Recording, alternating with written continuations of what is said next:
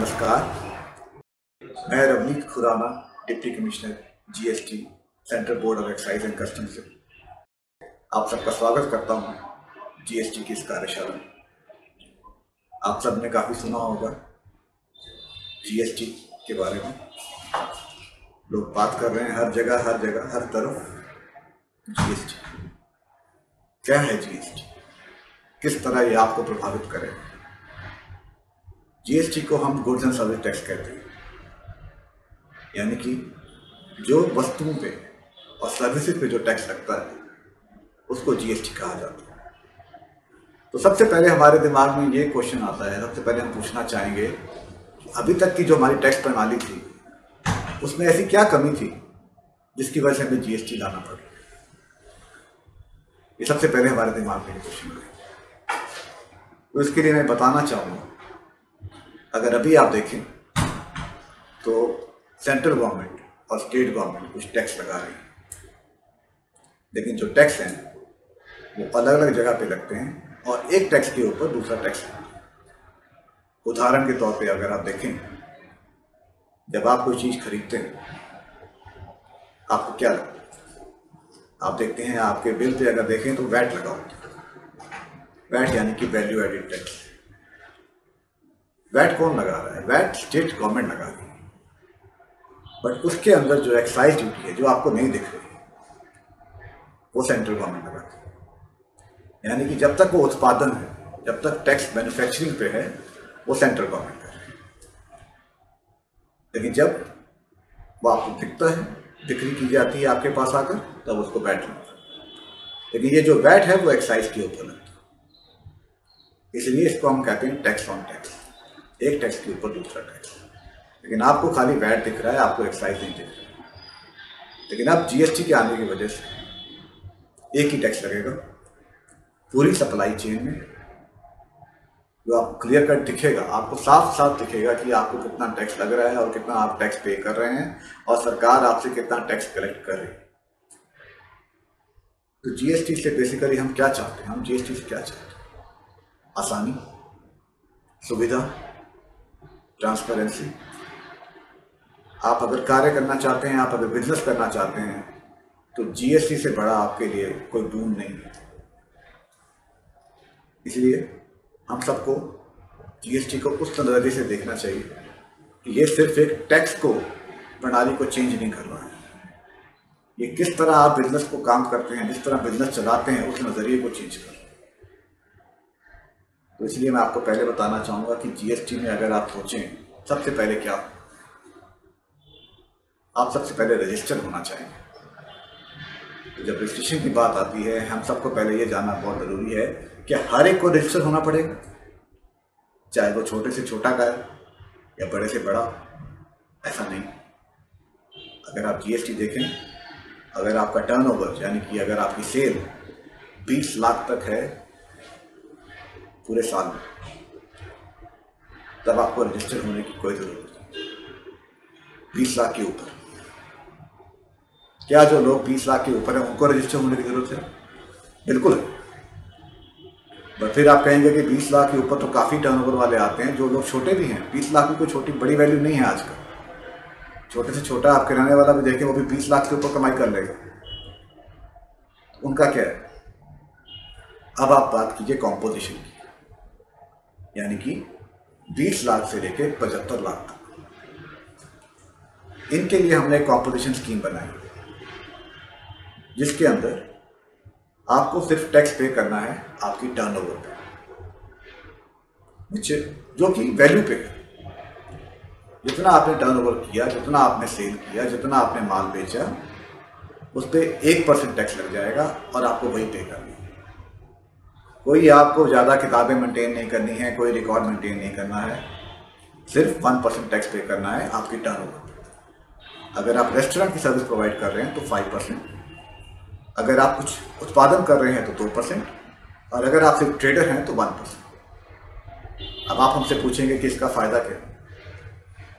हम ये जानना चाहते हैं, सरकार भी ये जानती है कि जो छोटे ट्रेडर्स हैं, जो छोटे व्यापारी हैं हमारे, उनके लिए रिकॉर्ड मेंटेन करना एक आसान काम नहीं। उसके लिए सरकार ने ये स्कीम लेकर आई।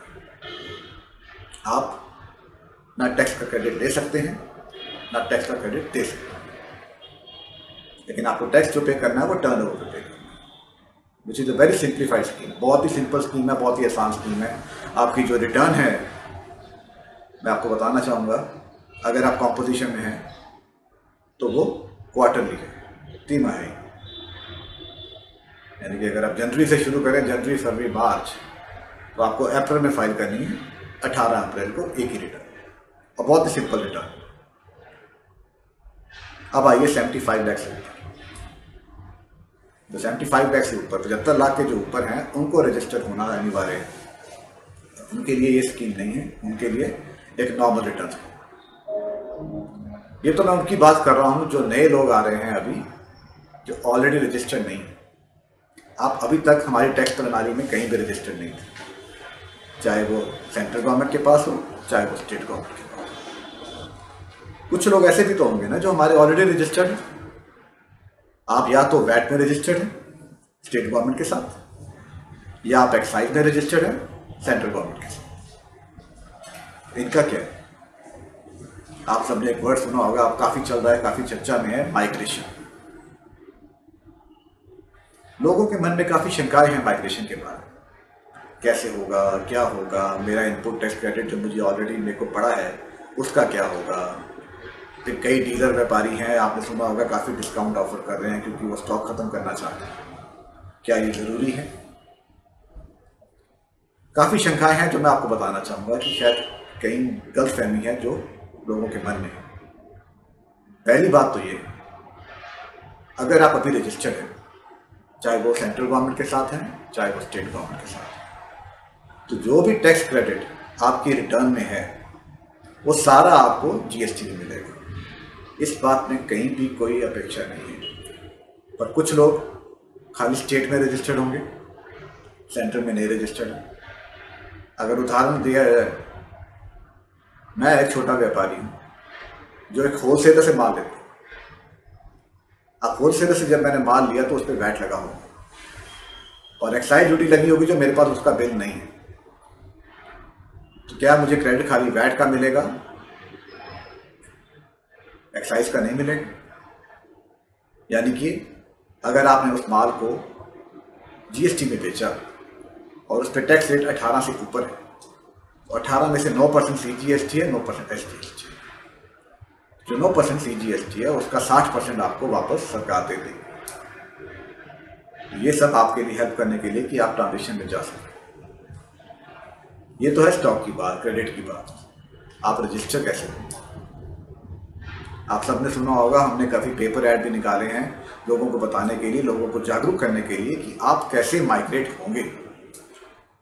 माइग्रेट होने के लिए सबसे पहले अगर आप ऑलरेडी रजिस्टर्ड हैं, चाहे सेंट्रल गवर्नमेंट के साथ या स्टेट गवर्नमेंट के साथ, एक प्रोविजनल आईडी और पासवर्ड आपको दिया जाएगा। जैसे ही आपको प्रोविजनल आईडी और पासवर्ड मिलता है, आप जीएसटी की साइट पे जाइए, जीएसटी, वहाँ पे अपने आप को रजिस्टर कीजिए, ओपन कीजिए और जो इन्फॉर्मेशन वो मांग रहे हैं उसको सबमिट कीजिए, क्योंकि हर चीज़ इलेक्ट्रॉनिक है। आप एक बार बहुत ध्यान से सुन लीजिए कि आपको ये कैसे सबमिट करना है, क्योंकि हर चीज़ इलेक्ट्रॉनिक है। आपके पास 4 ऑप्शन हैं जब आप सबमिट करना चाहते हैं, या तो डिजिटल सिग्नेचर, या फिर ई साइन, भारत सरकार ने भी शुरू किया ई साइन आपके लिए, या तो आधार बेस्ड ई वेरिफिकेशन कोड, और चौथा है बैंक अकाउंट बेस्ड ओटीपी। आप सबके लिए दोबारा मौका है, 25 जून से सबको रजिस्ट्रेशन मौका दोबारा मिलेगा। आप सबको अगर कोई प्रॉब्लम आती है रजिस्ट्रेशन के बारे में, या कोई ऐसी शंकाएं हैं जो अभी भी दूर नहीं हो रही हैं, तो सरकार ने आपके लिए काफ़ी हेल्पलाइन खोली। आप नंबर नोट कर सकते हैं, इस पर आप कॉल कीजिए, टोल फ्री नंबर है, कोई इस पर आपका चार्ज नहीं लगेगा। 1800 1200 232 1800 1200 232। इस पर अगर आप कॉल करेंगे तो आपको हेल्प की जाएगी। एक और नंबर मैं आपको बताना चाहूँगा, 0124 46 88 999। ये भी आपको हेल्प करेंगे। अगर आपको प्रॉब्लम आती है, इसके अलावा अगर आप कुछ लिखना चाहते हैं, अगर आप मेल करना चाहते हैं, तो cbec.mitra.helpdesk@gst.gov.in। आप सबने सुना होगा कि शायद सरकार चाहती है कि सबको रजिस्टर किया है। ऐसा नहीं है। 20 लाख तक आपको रजिस्ट्रेशन नहीं लेना है। 75 लाख तक आप कंपटीशन में आ सकते हैं। सिंप्लीफाइड बहुत ही सिंपल स्कीम है।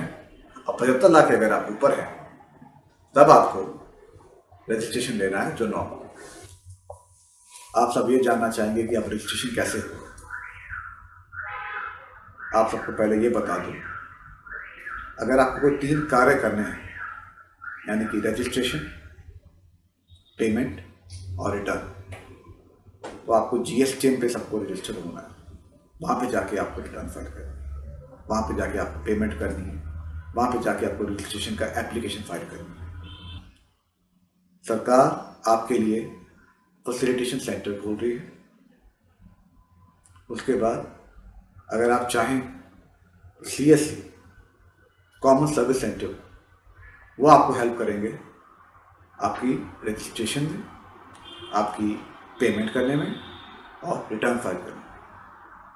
आप सबकी मदद करने के लिए सिटीजन सर्विस सेंटर, जो बिल्कुल ही आपके घर के पास है, सब मदद करेंगे।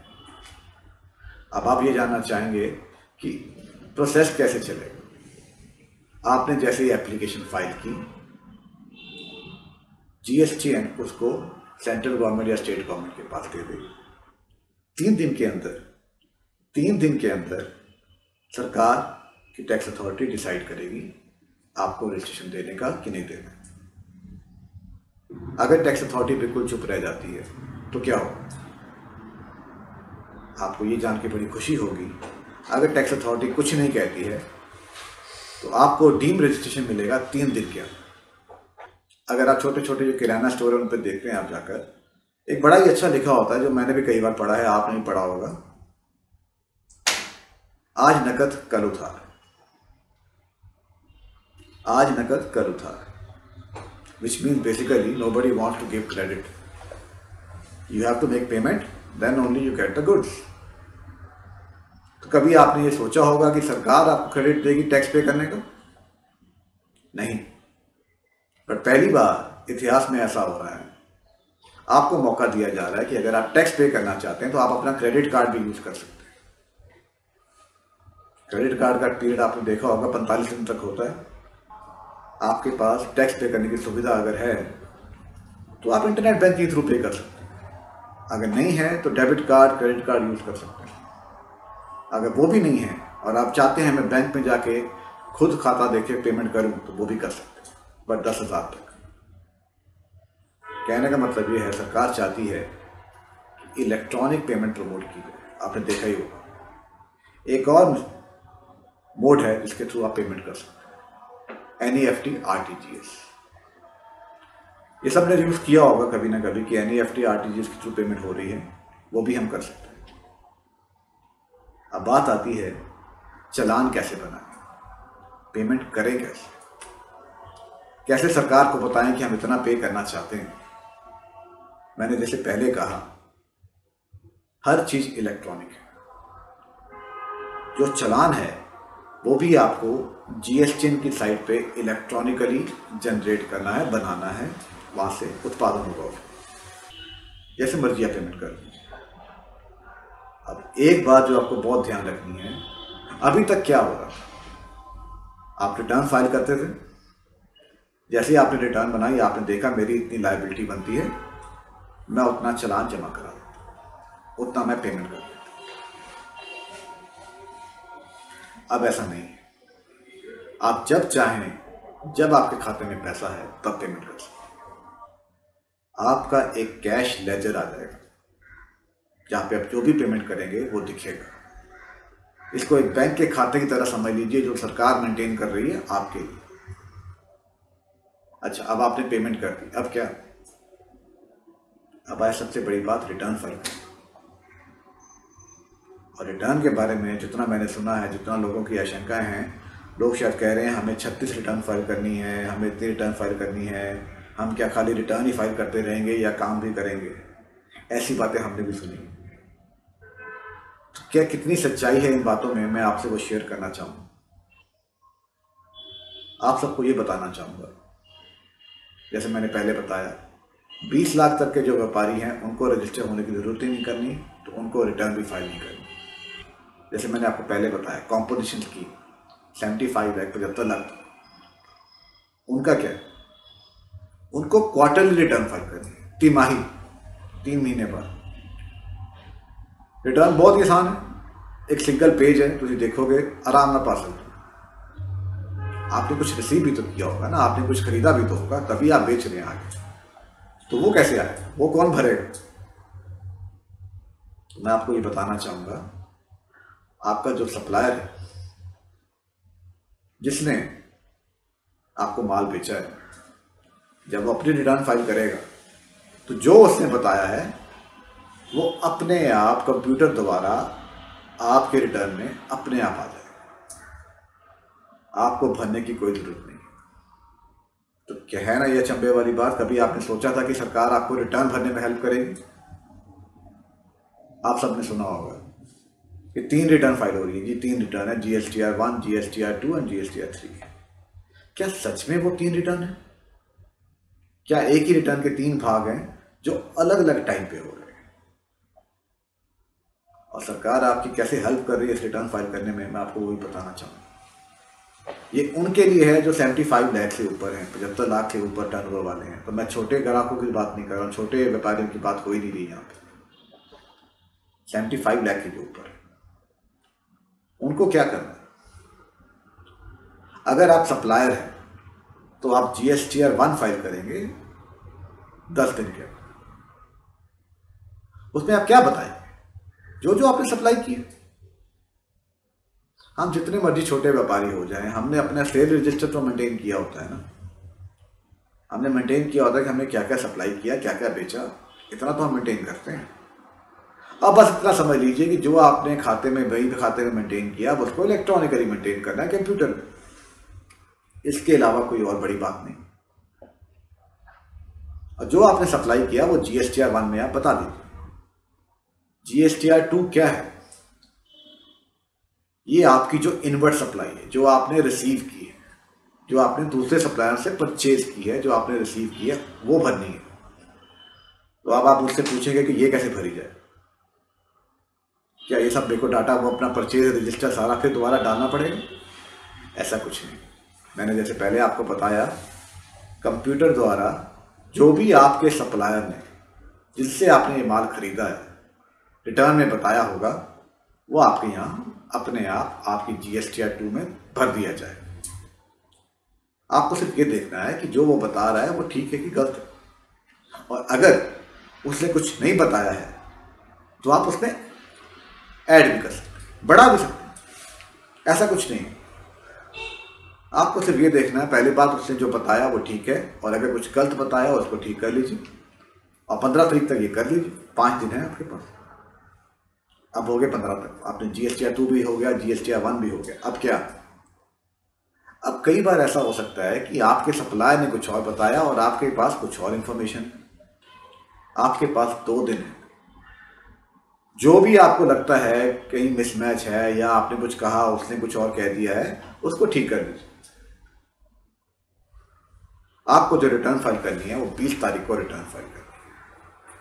अब आप मुझे इसमें बताइए, GSTR 2 जो है, GSTR 1 जो है, और GSTR 3 जो कि खुद एक समेशन है GSTR 1 और 2 का, यानी कि GSTR 1 में जो आपने बताया, GSTR 2 में जो बताया, वो अपने आप GSTR 3 में आ रहा है, जो आप 20 तारीख को फाइल कर रहे हैं पेमेंट के साथ।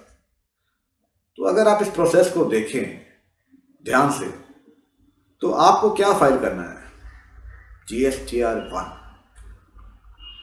और अगर आपके पास एक छोटा कंप्यूटर है, आजकल तो हर एक के पास पर्सनल कंप्यूटर होता है, तो आप उसके थ्रू फाइल कर सकते हैं। और कई लोग कहेंगे हमारे पास कंप्यूटर नहीं है जी, हमारे पास, हम क्या करें? तो आप सबकी हेल्प करने के लिए हमने GST सुविधा केंद्र भी करने हैं और GST सुविधा प्रोवाइडर भी अपॉइंट करने हैं। ऑलरेडी 34 हम अपॉइंट कर चुके हैं। सिटीजन सर्विस सेंटर भी उसी में होगा। अब क्या है, सुविधा प्रोवाइडर जो हैं वो कैसे आपकी हेल्प करें।